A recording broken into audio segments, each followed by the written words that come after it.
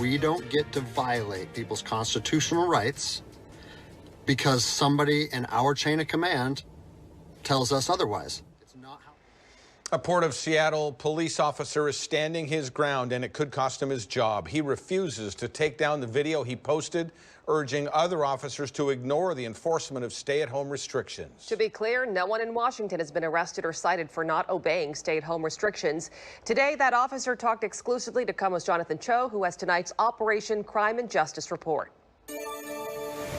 I'm just simply asking people to look inside of themselves and do what they're comfortable with. Port of Seattle police officer G.Anderson says he has no regrets. In fact, he's doubling down on the message. I don't want to see the citizens get pushed to a point where they feel like we have to defend our constitutional rights against the government. After weeks of watching police officers across the nation arrest or fine people for violating stay-at-home orders, Anderson says he's had enough. And even though I wasn't personally being asked to do that stuff was starting to bother me. I'm speaking to my peers. Sitting inside his patrol car, he took to Instagram last week and posted this nearly 9-minute video. I'm seeing people arrested or cited for going to church. I don't know what crime people are committing by doing nails in their own house. It touched a nerve and went viral. We need to start looking at ourselves as officers and thinking, is what I'm doing right?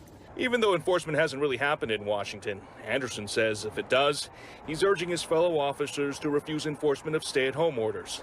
And that got the attention of his chief. I don't have a bad thing to say about the Port of Seattle. No one with the agency would answer our questions or give us more details, but sent us a statement saying the officer is currently on paid administrative leave pending investigation. The port does not comment on pending personnel matters.